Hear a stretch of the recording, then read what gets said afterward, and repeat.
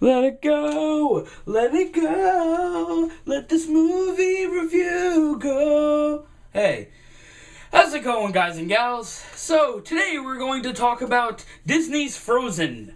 I had rented it a couple of weeks ago, and I just want to talk about it and express my thoughts on this film. And I know some of you were actually asking about it, and I'm humbled, and hopefully I can deliver on that. Any case, so Frozen, if you have been living under a rock, is this new big Disney movie that came out in November of last year, and they're saying it's the next big thing, it's the next big musical movie, and it's got all the Disney touches and all these different things. It's directed by Chris Buck and Jennifer Lee, I believe. You can look up their credentials and all their stuff if you're into that stuff. They worked on some movies that were alright. I think one of them worked on Tarzan, which was obviously a good movie. And basically it took two directors to put this film out. There was a lot of things going on where they had to rewrite the story because initially Disney wanted to put out a movie called The Snow Queen, something like that. And so there was a lot of crap going on, and then I think 2011 or so this thing went into production, and then pooped out this thing. So what are my thoughts on this film? Well, let me put it to you like this. I actually sat down and watched this film with some family members with a open mind. I really wanted to basically get into this film and see what the fuss was about. You know, why is this getting the buzz it's getting? Because I had posted not too long ago on like Facebook or something. I wrote, I just felt like this was a movie to sell toys, to be honest. I didn't really care that much for it. In any case, what do I think, right? Well, basically, I think this movie is extremely overrated. No, wait a second. Don't turn the film off. Don't hit the dislike button yet. Chill. Okay? I'm going to actually explain why I find this movie overrated.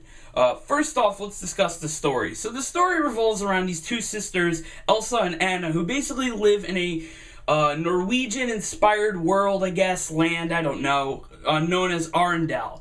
Elsa happens to be born with some magical frost powers, which they don't really divulge into too much, which is kind of something that I wish that they did. Anna's kind of just happy-go-lucky, yada yada, and they have their parents who are all like these big royal people, so they're the kids of these royal people, and they live in this big mansion or whatever.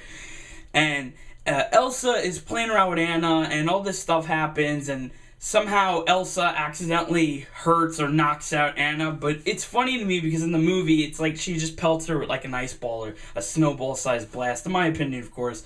And I just didn't think that, like, that scene was strong enough for me to be like, oh, Anna, are you okay? I was more like, really? Any case, Anna gets injured. I guess there's some kind of a weird legend or something with Elsa's powers. I have no clue, but the family takes Anna to these trolls. I know, it's a little strange. These trolls, which is actually a big Norwegian myth, actually. So I guess that's kind of cool, I suppose. And basically, what they do is they wipe Anna's memories of her powers, and I guess they kind of heal her and whatever. And the parents decide that they're going to lock away their kids pretty much in a mansion the rest of their lives. No, what they do is they keep Elsa sheltered from everybody, and Elsa gets really afraid of letting go, I guess, of her powers and, hurting Anna or anybody again. And Anna is just, I don't know why they decided to do this. Great parenting, by the way, but they decided to keep Anna locked in the house along with her. So some time goes by, the parents have to go on a trip. Basically, they go on a trip, you see a sequence of their ship pretty much just going down in the water, and pretty much they're dead. It's done. And, I'm sorry, but at that point, I couldn't, I just wanted to laugh because, I mean, you told your kids to stay in a house their whole lives, and then you died. I mean, you were kind of asking for that shit. That's pretty fucked up.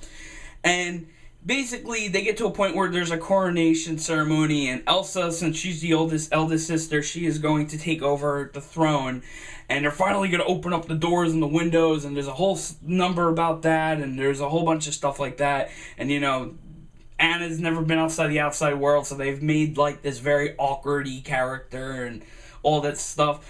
Before we continue, I do want to discuss this. This movie takes the notion of musicals and Disney movies and like just goes absolutely out of control with it.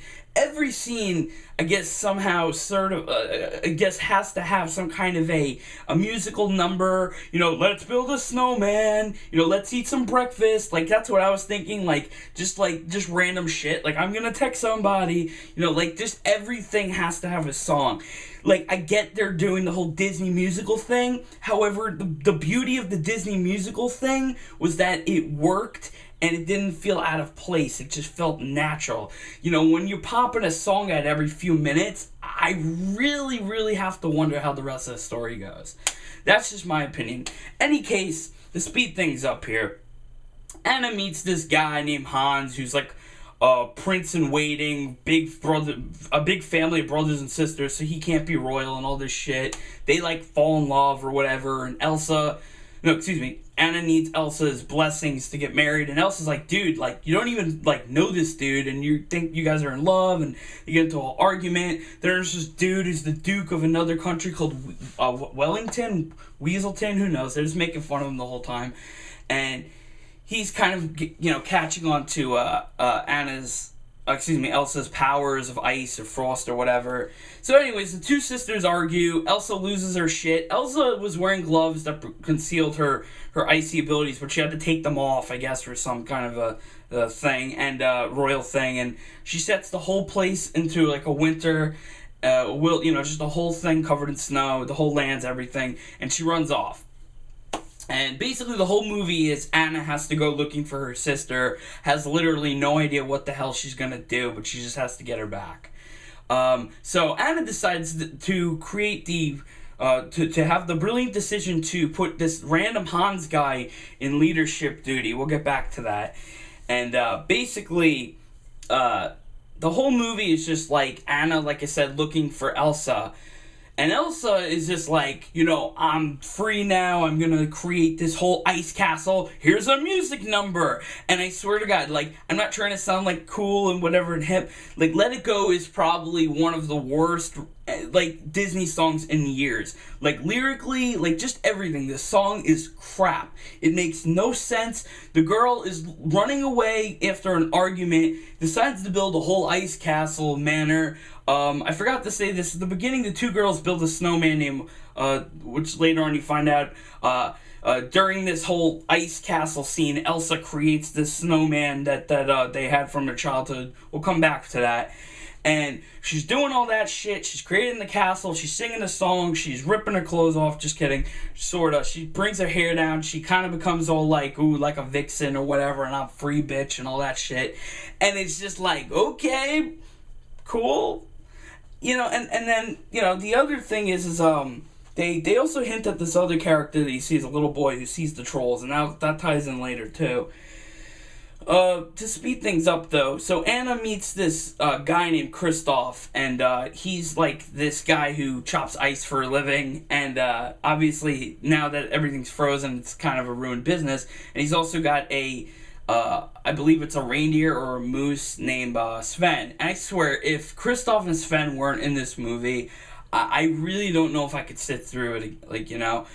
Kristoff and Sven have this hysterical, like, relationship because he'll talk as Sven, like, and Sven will just kind of talk through his eyes since he can't talk. It's a really brilliant idea because I know a lot of people talk to their pets and stuff like that. It's a really good idea.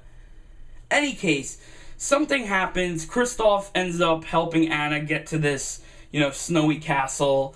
Some more stuff happens, I guess. The Duke of Weaselton or Wivelton or whatever the hell it is trying to get Elsa. And Hans wants to go with them. Someone yelling? Oh.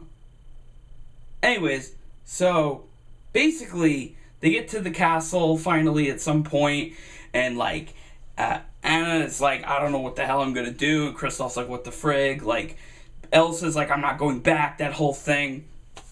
And something happens, and again they attack. She attacks Anna, and yeah. Basically, the fast forwarding this movie here. So, Anna is, like, taken over, I guess, by the Frozen. I don't know.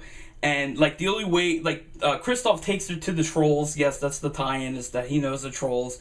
And basically the only way to free Anna from all this crap is to, find a true love. Typical Disney cliche bullshit. One thing I want to point out that's really funny is there's a snowman character that I talked about that they made when they were kids, and then Elsa just creates it during the musical number. His name is Olaf. He's kind of creepy, but he has some funny lines. Like, the one line was, "I'm Olaf, I like warm hugs." It's like, you're a snowman. But here's the thing, here's the kicker, okay? So Elsa made this living, breathing snowman, and she actually acknowledges in the movie that she doesn't, remember making him.